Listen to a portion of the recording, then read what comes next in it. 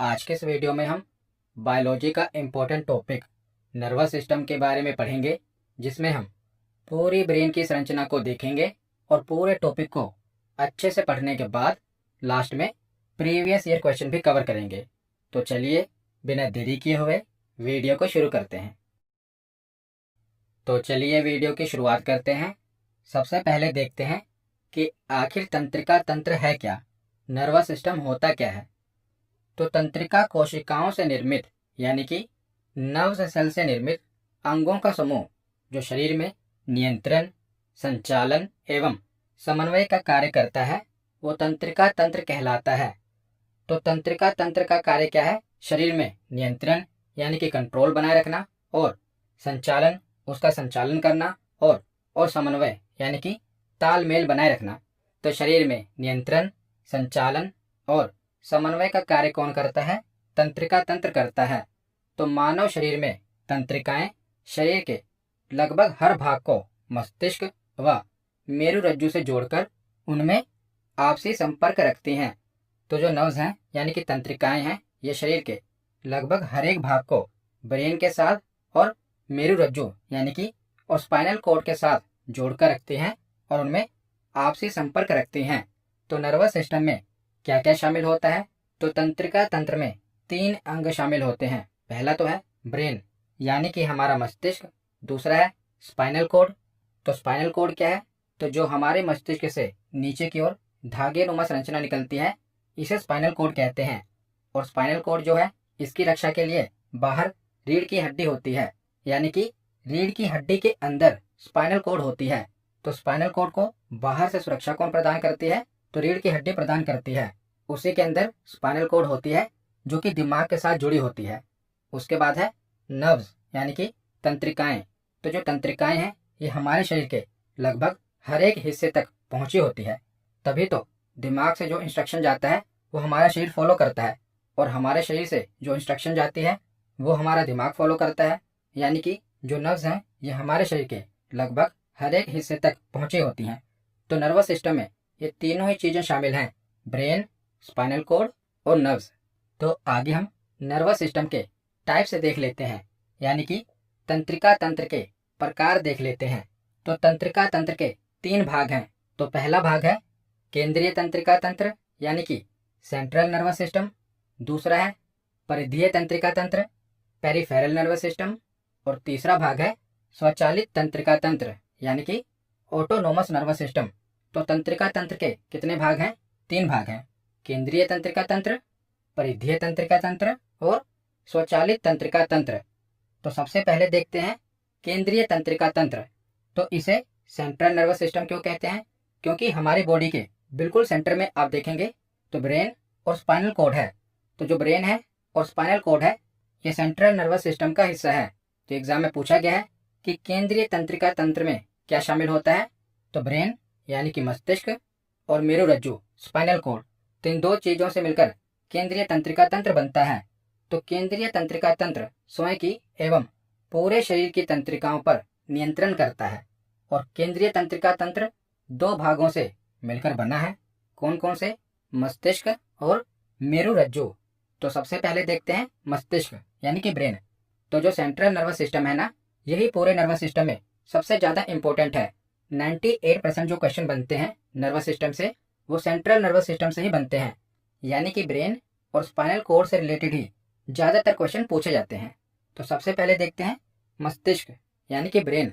तो मस्तिष्क शरीर का एक नियंत्रण केंद्र है जो विचार, भावना और व्यवहार को नियंत्रित करता है और हमारे आसपास की दुनिया को देखने, सीखने, याद रखने और प्रतिक्रिया यानी कि रिएक्शन देने की हमारी क्षमता के लिए मस्तिष्क दिमाग आवश्यक है।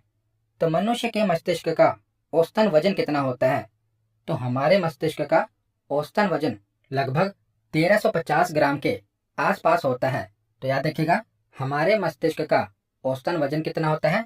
तो 1350 ग्राम के आसपास होता है। और वैसे तो जो हमारा दिमाग है, ये संपूर्ण शरीर के वजन का मात्र 2% होता है, लेकिन ये पूरे शरीर का 20% रक्त और ऑक्सीजन अकेले ही इस्तेमाल कर लेता है। तो जो हमारा दिमाग है, ये हमारे भार का मात्र 2% होता है, लेकिन हमारे शरीर में जितना ब्लड है उसका 20% ब्लड और हमारे शरीर के ऑक्सीजन का 20% ऑक्सीजन दिमाग ही इस्तेमाल कर लेता है। तो सबसे ज़्यादा जो ब्लड है और ऑक्सीजन है किसको लगती है? दिमाग को, मस्तिष्क को लगती है। तो हमारा दिमाग एक कोमल अंग है जो कि कपाल अस्थि यानी कि क्रेनियम के नीचे स्थित होता है। तो क्रेनियम क्या है? तो मैंने आपको कंकाल तंत्र वाले वीडियो में हमारे शरीर में जितनी भी हड्डियां हैं सभी के बारे में पढ़ाया था। तो वहां पर मैंने आपको क्रेनियम यानी कि कपाल के बारे में पढ़ाया था। तो जो आप ये हिस्सा देख रहे हैं कलरफुल, इसी को क्रेनियम कहा जाता है। तो क्रेनियम का काम क्या है?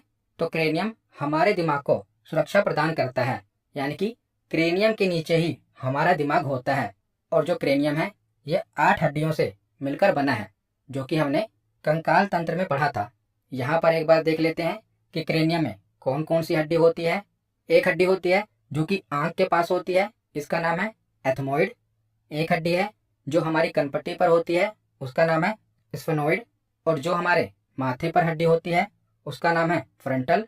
2 हड्डी हमारे सिर के ऊपर होती है जिसका नाम है पेरिएटल। और 2 हड्डी हमारे कान के पास होती है जिसका नाम है टेम्परल। और एक हड्डी हमारे सिर के पीछे वाले भाग में होती है जिसका नाम है ऑक्सीपिटल। तो टोटल मिलाकर 8 हड्डियों से हमारा कपाल बनता है, जिसे इंग्लिश में क्रेनियम कहते हैं। और क्रेनियम का काम क्या है? हमारे दिमाग को सुरक्षा प्रदान करना।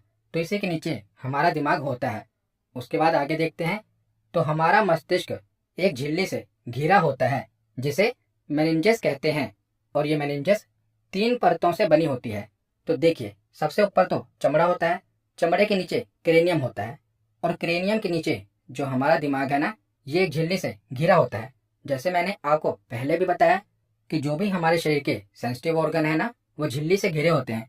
जैसे जो हमारा हार्ट है, फेफड़े हैं, किडनी है, इन सभी के बाहर एक आवरण पाया जाता है, एक झिल्ली पाई जाती है जो इनको सुरक्षा प्रदान करती है। उसी प्रकार जो हमारा मस्तिष्क है ना, दिमाग है, इसके बाहर भी एक आवरण पाया जाता है, एक झिल्ली पाई जाती है जिसका नाम है मेनिंजस।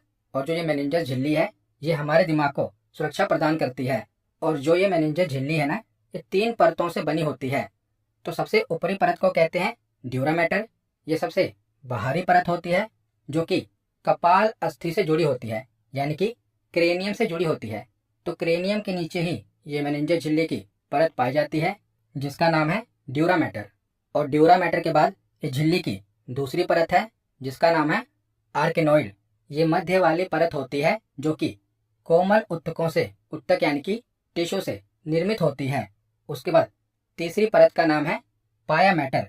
तो ये सबसे भीतरी परत होती है जो कि मस्तिष्क की सतह से लिपटी होती है। तो देखिए, सबसे ऊपर है क्रेनियम, क्रेनियम के बाद मेनिंजस झिल्ली है जो कि 3 परतों से बनी है। पहली परत है ड्यूरा मैटर, दूसरी परत है आर्केनोइड और तीसरी परत है पाया मैटर।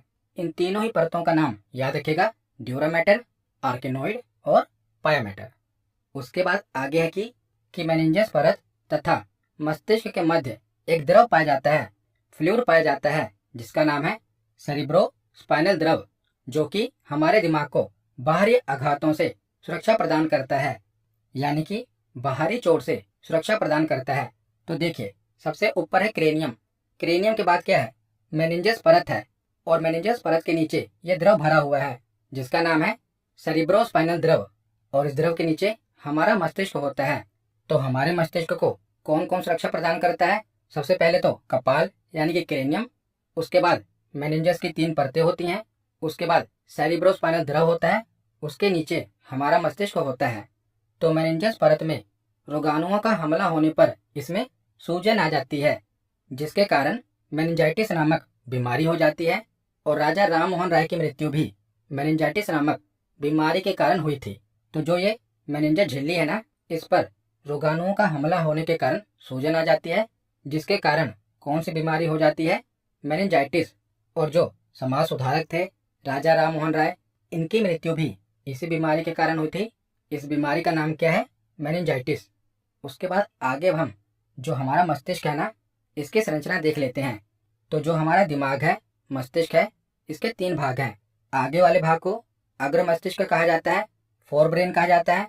बीच वाले भाग को मध्य मस्तिष्क कहा जाता है, मिड ब्रेन कहा जाता है। और पीछे वाले भाग को पश्च मस्तिष्क यानी कि हाइंड ब्रेन कहा जाता है।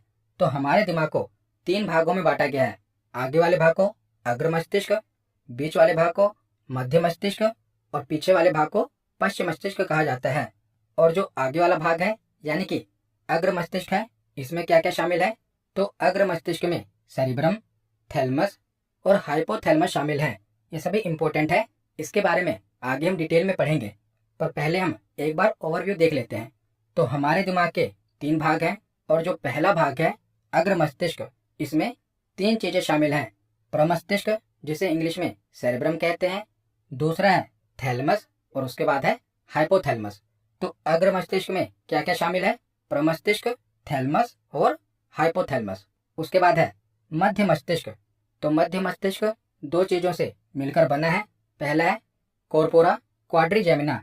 तो इसका नेम थोड़ा डिफिकल्ट है, लेकिन आगे हम जब पढ़ेंगे ना तो आपको ये आसानी से याद हो जाएंगे।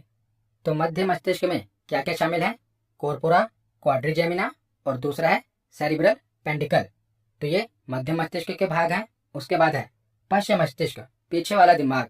तो पश्च मस्तिष्क में क्या क्या शामिल है? तो सेरिबेलम, दूसरा है पोन्स वेरोलाई और तीसरा भाग है मेडुला ओब्लोंगेटा। तो इन तीनों चीजों से मिलकर हमारा पीछे वाला दिमाग पश्च मस्तिष्क बना है। और आपसे अगर पूछा जाए कि हमारे दिमाग का सबसे बड़ा वाला भाग कौन सा है, तो देखिए हमारे दिमाग का सबसे बड़ा वाला भाग है अग्र मस्तिष्क। अग्र मस्तिष्क से छोटा भाग है पश्च मस्तिष्क और हमारे दिमाग का सबसे छोटा भाग है मध्य मस्तिष्क। तो हमारे दिमाग का सबसे बड़ा भाग है अग्र मस्तिष्क और सबसे छोटा भाग है मध्य मस्तिष्क यानी कि मिड ब्रेन। तो अब एक एक करके इनके बारे में हम पढ़ना शुरू करते हैं। तो सबसे पहले पढ़ते हैं अग्र मस्तिष्क के बारे में। हमारे दिमाग के 3 भाग है ना, अग्र मस्तिष्क, मध्य मस्तिष्क और पश्च मस्तिष्क। सबसे पहले पढ़ते हैं पहला भाग अग्र मस्तिष्क। और जो अग्र मस्तिष्क है ना, इसमें 3 चीजें शामिल हैं। तो इसका पहला भाग है प्रमस्तिष्क जिसे सेरिब्रम कहते हैं। तो जो आप ये हमारे दिमाग का ग्रीन वाला भाग देख रहे हैं ना, इसे सेरिब्रम कहा जाता है, जो कि अग्र मस्तिष्क के अंदर आता है, यानी कि अग्र मस्तिष्क का ही भाग है। तो ये हमारे मस्तिष्क का सबसे बड़ा उपभाग होता है। उपभाग यानी कि सब पार्ट। क्योंकि हमारे मस्तिष्क का सबसे बड़ा भाग कौन सा है, तो वो तो है अग्र मस्तिष्क। जो प्रमस्तिष्क है ये तो अग्र मस्तिष्क का हिस्सा है, इसीलिए ये हमारे दिमाग का सबसे बड़ा उपभाग कहलाएगा, सब पार्ट कहलाएगा, ना कि पार्ट। क्योंकि हमारे दिमाग का सबसे बड़ा पार्ट कौन सा है? अग्र मस्तिष्क, फोर ब्रेन। तो जो प्रमस्तिष्क है इसे इंग्लिश में कहते हैं सेरिब्रम। तो सेरिब्रम हमारे दिमाग का सबसे बड़ा उपभाग होता है, जो कि पूरे मस्तिष्क का लगभग 2/3 हिस्सा होता है। और ये मस्तिष्क का सबसे विकसित भाग होता है, क्योंकि यह बुद्धिमत्ता, स्मृति, इच्छा शक्ति, ऐच्छिक गतियों, वाणी एवं चिंतन का केंद्र है। तो स्टूडेंट के लिए ये सबसे इम्पोर्टेंट हिस्सा है, क्योंकि यही intelligence, memory, will power, voluntary movement, speech और जो थिंकिंग है ये मस्तिष्क के किस भाग से होती है? तो सेरिब्रम वाले भाग से होती है। जो हमारी इंटेलिजेंस है ना, बुद्धिमत्ता है, और जो हमारी मेमोरी है, ये मस्तिष्क के किस भाग के कारण है? तो सेरिब्रम के कारण है। तो याद रखिएगा, ये पूछा जाता है कि हमारी स्मरण शक्ति या हमारी बुद्धिमत्ता मस्तिष्क के किस भाग के कारण होती है? तो प्रमस्तिष्क यानी कि सेरिब्रम के कारण होती है। तो अग्र मस्तिष्क का दूसरा भाग है थैलमस। अग्र मस्तिष्क के 3 भाग है ना, सेरिब्रम, थैलमस और हाइपोथैलमस। तो पहला भाग हमने पढ़ लिया सेरिब्रम, दूसरा भाग है थैलमस। जो आप ये ऑरेंज कलर वाला हिस्सा देख रहे हैं ये थैलमस। तो मस्तिष्क का यह भाग स्पर्श करने, सूंघने एवं स्वाद लेने में सहायक होता है, और ये बाहरी ताप यानी कि गर्मी एवं सर्दी को नियंत्रित करता है, और बाहरी दर्द जो त्वचा के द्वारा आते हैं उन्हें महसूस कराता है, जैसे सुई या कांटे का चुभना। तो हमारे शरीर को जो भी बाहरी एहसास होता है वो किसके कारण होता है? तो थैलमस के कारण होता है। जो भी हमारे शरीर को बाहर से ठंडी, गर्मी या बाहरी दर्द होता है वो किसके कारण होता है?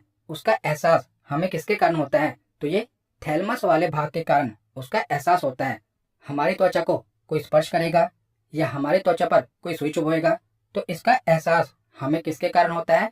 तो मस्तिष्क के थैलमस वाले भाग के कारण इसका एहसास हमें होता है। उसके बाद है अग्र मस्तिष्क का तीसरा भाग हाइपोथैलमस। जो आप ये रेड वाला भाग देख रहे हैं ना, ये है हाइपोथैलमस। तो तो यह शरीर के आंतरिक तापमान को नियंत्रित करता है और ये आंतरिक दर्द को महसूस करवाता है। जैसे पेट या सिर में दर्द होना, तो जो थैलमस है ना, वो बाहरी दर्द का एहसास करवाता है और जो हाइपोथैलेमस है ये अंदरूनी दर्द का एहसास करवाता है। थैलमस का काम क्या था?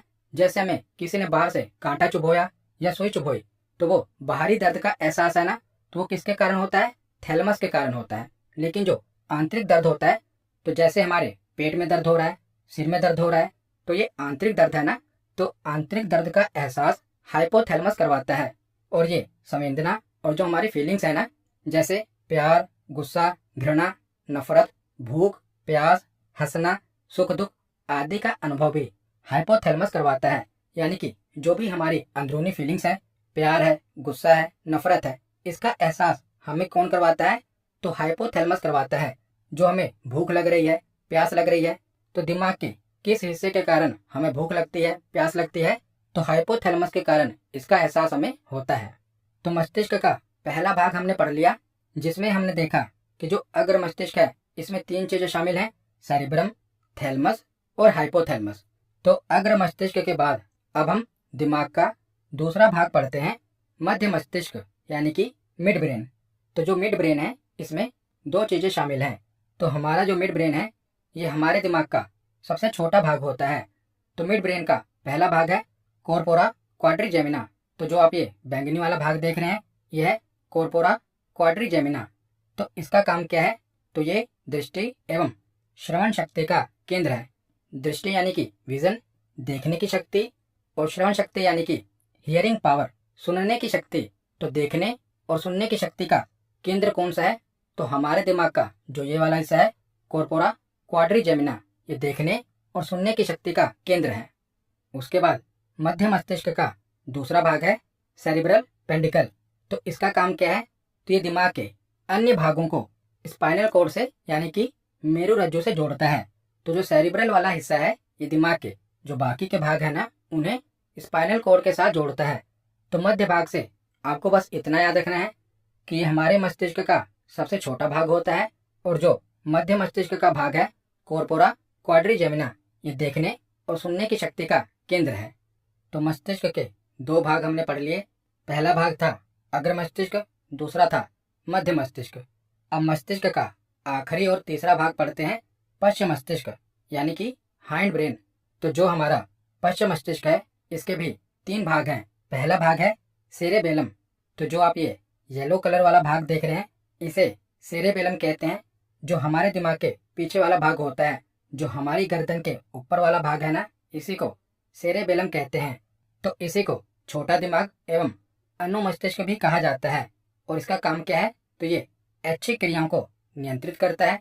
ऐच्छिक क्रिया यानी कि वॉलंटरी एक्शन। तो जो क्रियाएं हम अपनी इच्छा से करते हैं, जैसे हम अपनी गर्दन को मोड़ रहे हैं, हाथ को हिला डुला रहे हैं, ये सब क्या है? ये ऐच्छिक क्रियाएं हैं। तो इसका नियंत्रण कौन करता है? तो सेरेबेलम करता है और ये शरीर का संतुलन बनाने का कार्य करता है। तो सबसे इम्पोर्टेंट यही है कि हमारे शरीर का जो संतुलन है, हमारे शरीर का बैलेंस बनाने का कार्य किसका है? सेरिबेलम का है। सेरिबेलम के कारण ही हम सीधे खड़े होकर चल पाते हैं, क्योंकि हमारे शरीर का संतुलन बनाने का कार्य कौन करता है? सेरिबेलम। और ये मांसपेशीय संकुचन का कार्य कराता है, अर्थात किस अंग को कितना मोड़ना है ये उसमें सहायक होता है। जैसे मैंने आपको बताया ना, हमारा जो हाथ है या पैर है जिसको हम अपनी इच्छा से मोड़ सकते हैं, हिला डुला सकते हैं, तो ये किसके कारण होता है? तो दिमाग के सेरेबेलम के कारण होता है। यही इंस्ट्रक्शन देता है जिसके कारण हम अपने हाथ पैर या अपने शरीर के जो बाकी के अंग हैं जिन्हें हम अपनी इच्छा से हिला डुला सकते हैं, किसके कारण? तो सेरिबेलम के कारण। और ज़्यादा शराब का सेवन करने से सेरिबेलम सही से काम नहीं करता। तो आप देखते हैं ना कि जो शराबी होते हैं यानी कि जो ज़्यादा शराब पी लेते हैं वो लड़खड़ाने लगते हैं, यानी कि शरीर का संतुलन खो देते हैं। क्योंकि शरीर का संतुलन बनाने का काम कौन करता है? सेरिबेलम करता है। और जब व्यक्ति ज़्यादा शराब पी लेता है तो उसके दिमाग का जो ये सेरिबेलम वाला हिस्सा है ना, ये सही से काम नहीं करता, जिसके कारण क्या होता है? व्यक्ति अपना संतुलन खो देता है और लड़खड़ाने लगता है। उसके बाद पश्चिम मस्तिष्क का दूसरा भाग है पोन्स वेरुलाई। तो जो आप ये पिंक कलर का हिस्सा देख रहे हैं ना, यह है पोन्स वेरुलाई। तो ये श्वसन की क्रिया को नियंत्रित करता है और ये शरीर के विभिन्न अंगों के उद्दीपनों यानी कि स्टिमुलस को ग्रहण करता है और मस्तिष्क के भागों तक पहुंचाता है। हमारे शरीर के विभिन्न अंगों से जो मैसेज है, संदेश है, ग्रहण करता है और मस्तिष्क के भागों तक पहुंचाता है। उसके बाद है पश्च मस्तिष्क का तीसरा भाग, मेड्यूला ऑब्लोंगेटा। तो जो मेड्यूला वाला भाग है ना, ये हमारे शरीर में होने वाली अनैच्छिक क्रियाओं को, जो हमारी इच्छा से क्रियाएं नहीं हो रही, उनको नियंत्रित करता है, यानी कि इनवॉलंटरी एक्शन को ये कंट्रोल करता है। तो अनैच्छिक क्रियाएं कौन सी हैं? जैसे पाचन, हृदय की धड़कन। तो आप अपनी हृदय की धड़कन को कंट्रोल नहीं कर सकते ना, तो ये सभी अनैच्छिक क्रियाएं हैं, यानी कि पाचन, हृदय की धड़कन, उत्सर्जन, रक्त परिसंचरण, ब्लड प्रेशर, हिचकी आना, छींकना या उल्टी करना आदि क्रियाओं को कौन नियंत्रित करता है?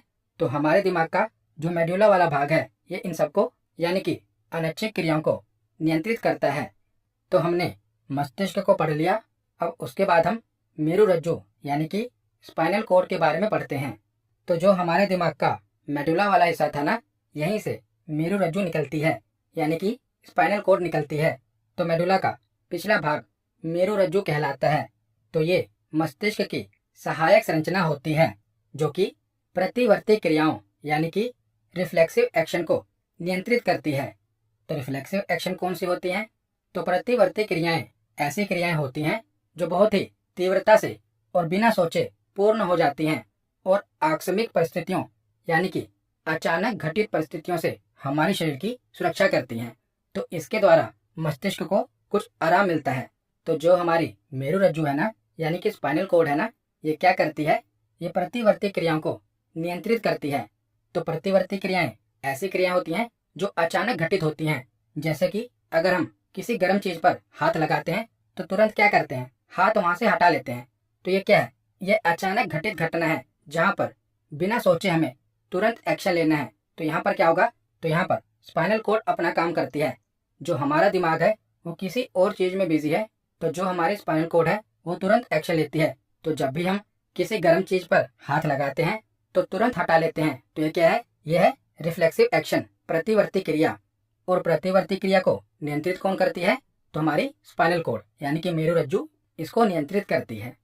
तो ये तो था हमारी तंत्रिका तंत्र का पहला भाग, केंद्रीय तंत्रिका तंत्र। हमने शुरुआत में देखा ना कि जो नर्वस सिस्टम है इसके 3 भाग हैं। पहला भाग है सेंट्रल नर्वस सिस्टम, जिसमें मस्तिष्क और मेरुरज्जु आता है, वो हमने पढ़ लिया।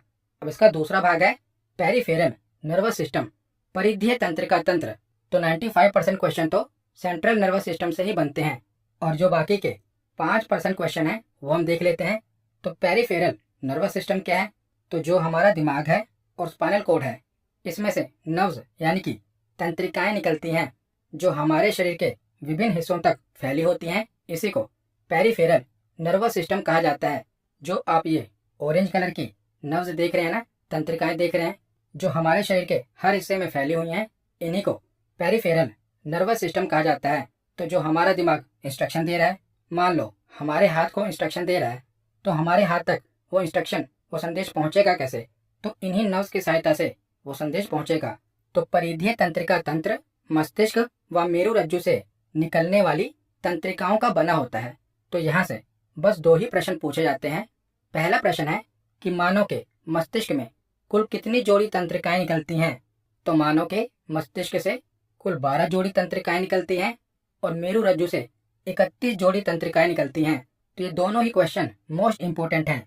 तो जब भी पेरिफेरल नर्वस सिस्टम से क्वेश्चन पूछा जाएगा तो यही पूछा जाएगा कि बताइए मानव के मस्तिष्क से कुल कितनी जोड़ी तंत्रिकाएं निकलती हैं? तो 12 जोड़ी। और मेरुरज्जु से यानी कि स्पाइनल कॉर्ड से कितनी जोड़ी तंत्रिकाएं निकलती हैं? तो 31 जोड़ी तंत्रिकाएं निकलती हैं। दोनों ही याद रखिएगा। उसके बाद आगे अब हम नर्वस सिस्टम का आखिरी भाग देखते हैं, स्वचालित तंत्रिका तंत्र, ऑटोनोमस नर्वस सिस्टम। तो इस तंत्र का निर्माण तंत्रिकाओं से निकलने वाले रसायन के आधार पर यानी कि तंत्रिकाओं से निकलने वाले हार्मोन के आधार पर किया जाता है। तो स्वचालित तंत्रिका तंत्र 2 प्रकार का तंत्र होता है। पहला है अनुकंपी तंत्रिका तंत्र और दूसरा है परानुकंपी तंत्रिका तंत्र। तो अनुकंपी तंत्रिका तंत्र क्या है? तो अनुकंपी तंत्रिका तंत्र ऐसा तंत्रिका तंत्र है जिनसे एड्रेनलिन नामक रसायन का स्रावन होता है और ये शरीर के आंतरिक अंगों की क्रियाशीलता को बढ़ाता है। तो जो अनुकंपी तंत्रिका तंत्र है यह क्या करता है, शरीर के आंतरिक अंगों की क्रियाशीलता को बढ़ाता है। तो जैसे मान लीजिए आप रास्ते पर चल रहे हैं और अचानक आप अपने आगे एक जहरीले सांप को देख लेते हैं, तो क्या होगा, ऑटोमेटिकली आपके हृदय की गति तेज हो जाएगी। तो जो आपका अनुकंपी तंत्रिका तंत्र है, तो जब भी आपको कोई डर का एहसास होगा या किसी विचित्र घटना का एहसास होगा, तो तुरंत क्या होगा, आपके हृदय की गति को तेज कर देगा, आपके ब्लड प्रेशर को बढ़ा देगा।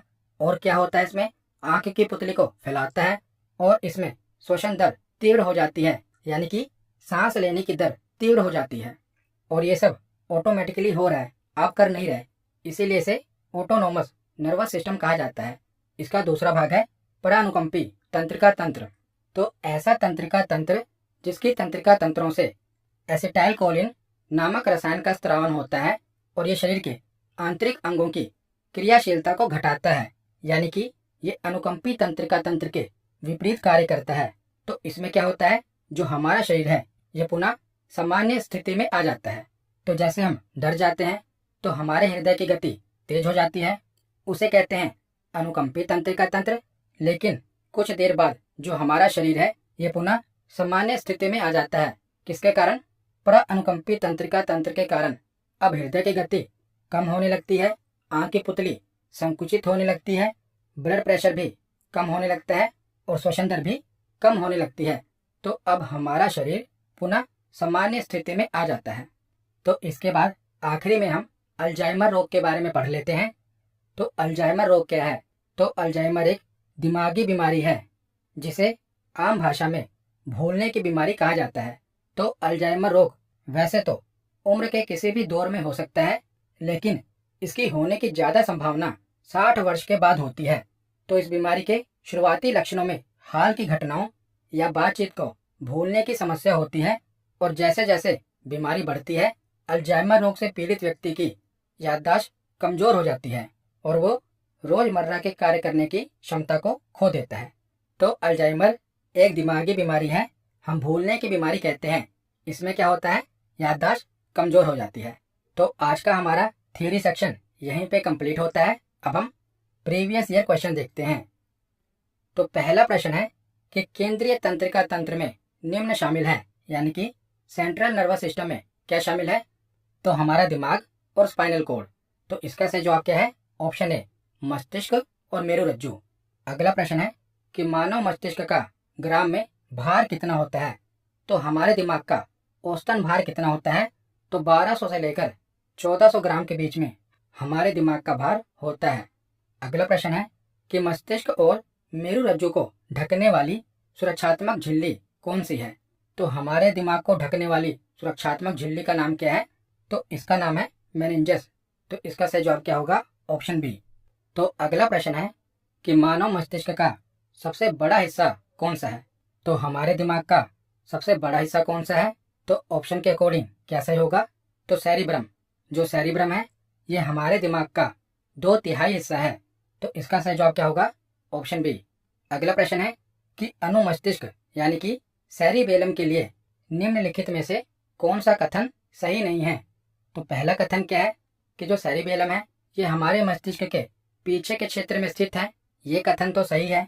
दूसरा कथन है कि यह गति, वाणी, दृष्टि, गंध, स्वाद, बुद्धि आदि को नियंत्रित करता है, तो ये कथन गलत है। तीसरा कथन क्या है कि यह पश्च मस्तिष्क का एक हिस्सा है, तो ये कथन भी सही है। और चौथा कथन है कि यह शरीर के संतुलन को बनाए रखता है, तो चौथा कथन भी सही है। तो हमें बताना है कि कौन सा कथन सही नहीं है। तो इसमें से जो ऑप्शन बी है ये कथन सही नहीं है, तो इसका सही जवाब क्या होगा, ऑप्शन बी। अगला प्रश्न है कि मानव मस्तिष्क में स्मृति शक्ति पाई जाती है, यानी कि मानव मस्तिष्क में मेमोरी पावर किस हिस्से में पाई जाती है, तो इसका सही जवाब होगा सेरिब्रम। ऑप्शन बी इसका सही जवाब है। अगला प्रश्न है कि मानव मस्तिष्क का कौन सा भाग सीधी रेखा में चलने के लिए उत्तरदायी है, यानी कि हमारे शरीर का संतुलन बनाए रखने में दिमाग का कौन सा हिस्सा सहायक है, तो शरीर का संतुलन बनाए रखने के लिए हमारे दिमाग का जो सेरिबेलम वाला हिस्सा है ये सहायक है। तो इसका सही जवाब क्या होगा, ऑप्शन डी।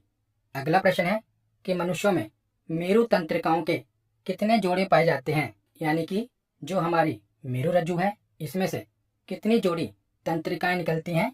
तो मेरुरज्जु से 31 जोड़ी तंत्रिकाएं निकलती हैं।